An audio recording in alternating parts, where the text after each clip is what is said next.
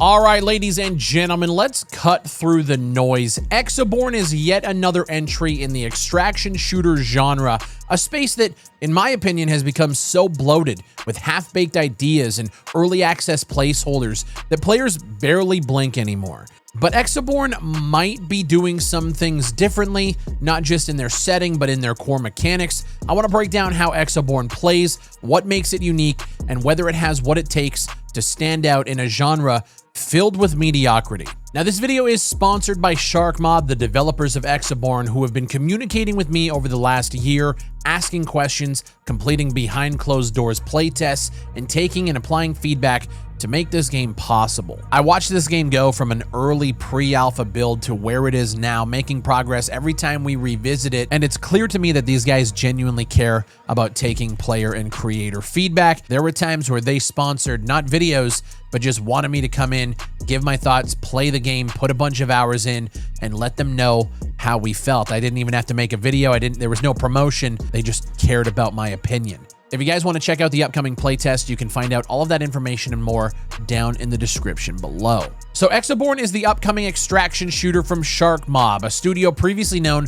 for Vampire the Masquerade Blood Hunt, a game that I actually enjoyed but struggled with longevity. It did showcase that SharkMob can deliver a tight core gameplay loop, and now with Exoborne, they're bringing that experience into a high-stakes PvPvE environment, but this time you're not shrouded in darkness looking for your next hunt. You're wrapped in sci-fi exosuits and catastrophic weather systems. The premise is essentially humanity is basically clinging on after an apocalyptic event. You drop into a world ravaged by extreme weather, rogue factions, and mutated threats. And your job is to extract with whatever valuable gear or data you can get your hands on. If you think Tarkov meets Just Cause meets Anthem, we'll get into that. Now, I want to start, obviously, with the exosuits, the bread and butter of Exoborne's identity. These suits are more than just visual flair.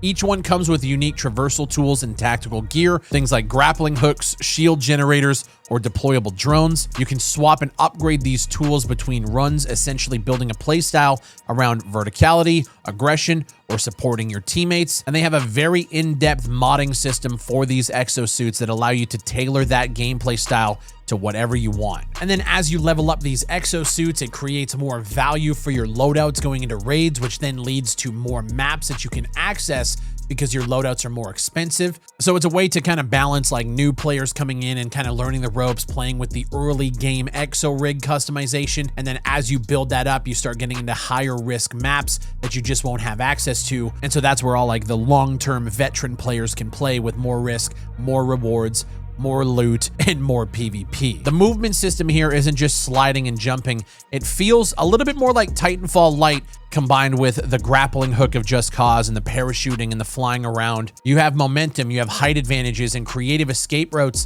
that play into every fight. Exoborne is kind of more tuned for speed, verticality, and just, I wouldn't say over the top like Call of Duty movement, but definitely maneuvering your way around this large open world. There's a lot of ways you can do it, which is cool. And while you're doing it, you also run into literal hurricanes that the game throws at you.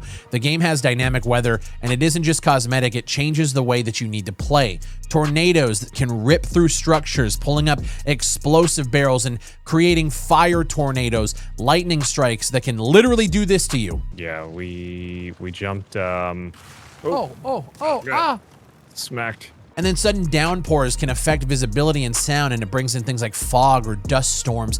There's a lot of variable weather systems at play here that can just change the session every time you jump in. The storms force you to adapt on the fly, and sometimes they force extractions to either be delayed or rerouted. Now, the enemies you're coming across in this game aren't just bullet sponges either. You have intelligent AI factions, these crazy massive robots that roam the world. They set up ambushes, they defend certain territories. Combine that with the AI like human enemies, the botkins, that basically just roam the wasteland. They're scavengers that are usually in heavy points of interest where there's a lot of loot. They patrol, they respond to noise, they coordinate, they try to set up flank routes. You might go in expecting to hunt down players, but you'll most likely find yourself overrun by roaming AIs if you really want to get the high tier loot and the artifacts that are used to basically increase your character's levels. And then when you layer in the actual other players roaming across the map, you have that tension that extraction shooters live and die by. You never really know who's watching,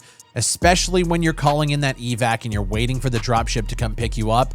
Shit always goes left. And the big thing that I think a lot of extraction shooters get wrong is why you're doing this in the first place. The looting matters, not just for upgrades, but for survival. Your ammo becomes very, very limited, even though you can buy some.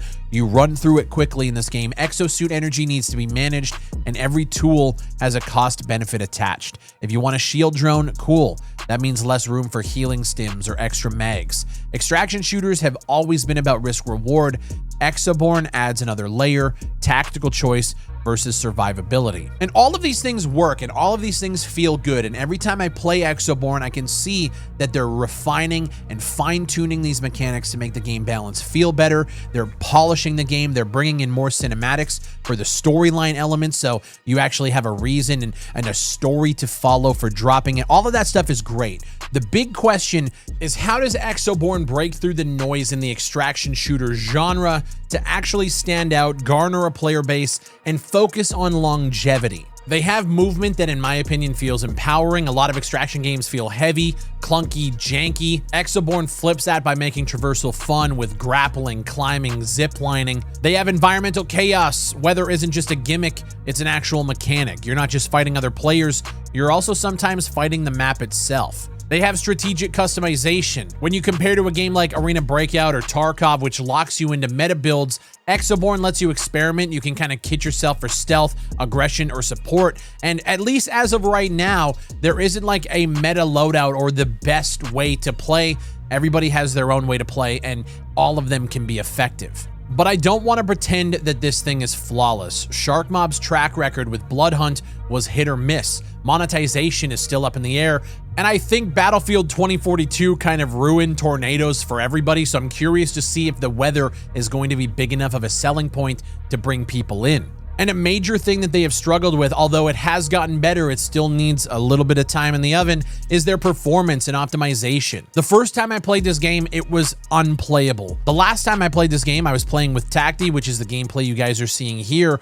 It was running very, very well for me. There were some artifacting and some DLSS issues, but Tacti was also having a major issue. He kept crashing over and over again, which was a little frustrating. So they still have some kinks and bugs to work out. It's absolutely nowhere near a perfect state. And so for me, even though there's no announced release date for the game yet, my hope is that it doesn't release this year.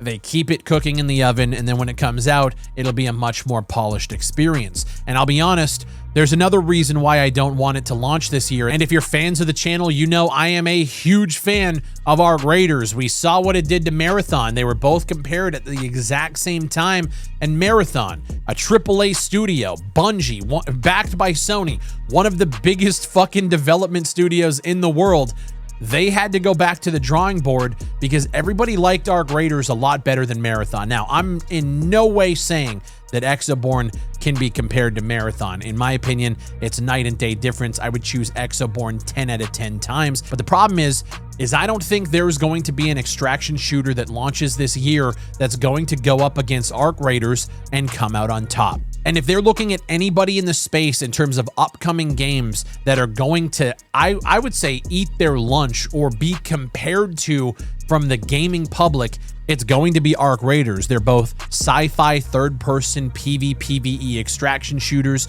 with these crazy over-the-top AI robotic mechs with other players running around. The similarities between these two games is astounding. And in my opinion, Exoborne still needs some time to cook to be able to be on that level. That being said, from a feature set wise, from both play tests that I've been in between Arc Raiders and Exoborne, I think Exoborne has a more in-depth endgame with the way that you can customize these exosuits. That being said, I haven't seen it in either one of these games.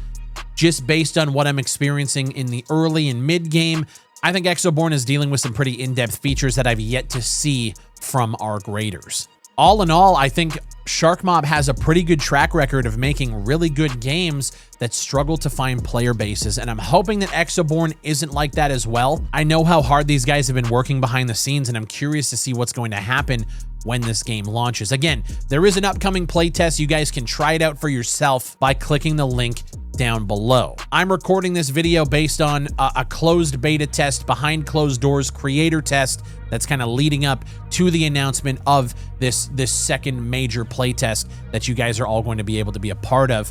So what we played with some of the crashing issues, a little bit of the optimization and lighting issues might actually be fixed by the time you guys see it. And I have to stress, we're all talking about an in-development project that has been in development for quite a long time and still needs more time in the oven. And we also don't know what monetization looks like as well. There's so many unanswered questions at this point. So the only thing we can go off of is the game good?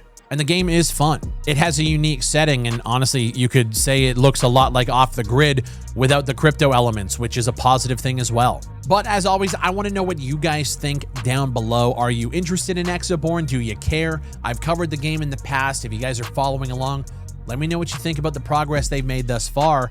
Let's have a conversation down below. As always, my name is Big Fry. Leave a like on the video, subscribe for more extraction shooter content just like this, and I'll see you on the next one.